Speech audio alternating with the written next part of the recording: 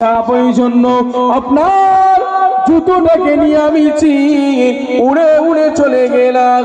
উড়ে উড়ে ওই পাহাড়ের উপরে গিয়ে আমার এই ধারালো ঠোঁট দিয়ে ওই সাপটাকে মেরে ফেলে হুজুর আমি আপনার জুতোটাকে নিয়ে আবারও আপনার সম্মুখে চলে আসলাম। ইয়া রাসূলুল্লাহ ইয়া হাবিবাল্লাহ, হুজুর আমার বড় ভয় লাগছিল ওই বিষধর সাপ যদি আপনাকে দংশন করে দেয়, ওই বিষধর সাপ যদি আপনাকে কামড়ে দেয়, হুজুর আপনি অসুস্থ হয়ে পড়বেন, হুজুর আপনি মাসুর হয়ে পড়বেন।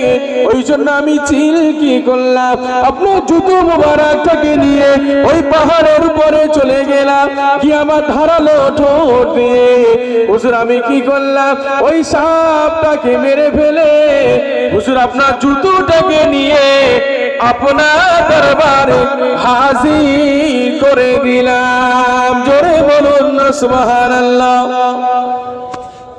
যে নবী জঙ্গলের পাহাড়ি সাপ, বিষধর সাপ আমার রাসূলের জুতো মোবারকের ভিতরে ঢুকে পড়লেন। আল্লাহ নবী কি করলেন, নবী তো জানেন না ওই উপরে উঠছিল একটা চিল, ওই চিল আমার রাসূলুল্লাহ ওই দৃশ্য দেখে ওই জুতোটাকে গালে করে নিয়ে পাহাড়ের উপরে যে ওই বিষধর সাপটাকে ধারালো ঠোঁট দিয়ে মেরে ফেলে আবার জুতোটাকে নিয়ে আমার রাসূলের সম্মুখে হাজির করে দিলেন। যে মাসে আজকে আমরা এই জলসাতে উপস্থিত হয়েছি, যে নবীর শানে জলসা, যে নবী এই রজব মাসে মাহে রজবে 27 তারিখে আল্লাহ পাক রব্বুল আলামিন দয়াময় দয়া করে মেহেরবানি করে আমার রাসূলকে, অন্যান্য নবীরা তো আল্লাহর কাছে চেয়েছে আল্লাহ দিয়েছে। নবী মুসা বলেন আল্লাহ আমি আপনাকে দেখব, আল্লাহ বলেন মুসা তুমি পারবে না। আল্লাহ বলেন নবী মুসা আমি আল্লাহ আমাকে দেখতে পারবে না। নবী মুসা আবার বলেন আল্লাহ আমি আপনাকে দেখব। আল্লাহ আমার নবী মুসাকে দিদার দিলেন কোথায়, কোহে তুর পাহাড়ে। আল্লাহ পাক রব্বুল আলামিনের নূরের তাজাল্লিতে গোটা পাহাড়টাকে পুরো সারকার হয়ে গেল। কিন্তু আমার আপনার নবীকে আল্লাহ পাক স্বয়ং বললেন নবী হাবিব আমি আপনাকে দেখতে চাই, আমি আল্লাহ আপনাকে দিদার দেব। জোরে বলুন না সুবহানাল্লাহ। যে নবী রজবের 27 তারিখে এই মাসে আল্লাহ পাক রব্বুল আলামিন ভালোবেসে মোহাব্বত করে নিজের বন্ধুকে আমার আল্লাহ পাক রব্বুল আলামিন নিজের কাছেই রেখেছিলেন। যখন দেখে আমার আপনার নবী সরকারে দো আলম হুজুর তায়েফের ময়দানে দিনের দাওয়াতটা দেওয়ার জন্য নবী চলে গেলেন। আব্দে আলী, মাসউদ আর হাবিব তিন ভাই ছিলেন যারা ওই তায়েফের বড় নেতা ছিলেন। তাদের কাছে আমার আপনার নবী দিনের দাওয়াতটা নিয়ে গুটি গুটি পায় আল্লাহর নবী হাজির হয়ে গেলেন।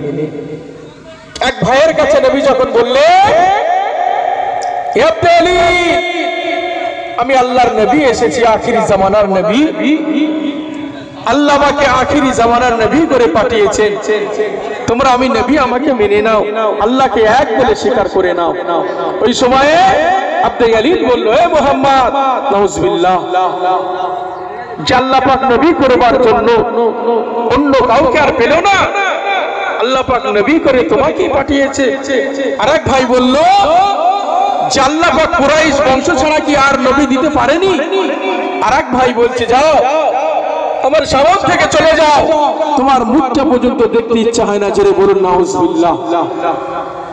এমন সময় আব্দে আলী ওই তায়েফের ছোট্ট ছোট্ট বাচ্চাদেরকে বলে দিলেন হে তায়েফের বাচ্চারা, আজকে দেখো আজকে তায়েফের জমিনে একটা পাগল এসেছে, একটা দেওয়ানা এসেছে, যাও তোমাদের কাছে কার কাছে কি আছে চলে যাও। কেউ বা ইট কেউ বা পাথর নিয়ে সজোরে আমার রাসূলুল্লাহকে আঘাত করতে লাগলেন। নবীকে তায়েফের ময়দানে বেহুশ করে দিলেন, নবীকে রক্তাক্ত করে দিলেন, নবী বেহুশ হয়ে পড়ে গেলেন। নবী ডান সাইডে এত পাথর মেরেছে, এত পাথর মেরেছে, নবী ডান সাইডটা অবাস হয়ে পড়ে গেছে, নবী বেহুশ হয়ে জমিনের উপরে পড়ে গেছে। ওই ছোট্ট ছোট্ট বাচ্চারা আমার নবীকে আবার ডান হাত ধরে তুললেন, তোলার পরে বাম দিক থেকে আবার পাথর মারতে লাগলেন। বাম দিক থেকে এত পাথর আমার রাসূলকে মেরেছে, নবীর বাম সাইডটাও একেবারে পাথরের আঘাতে আমার রাসূলুল্লাহ বাম সাইডটাও চতুর্দিকে ক্ষত হয়ে গেছে। নবী আর কথা বলতে পারে না।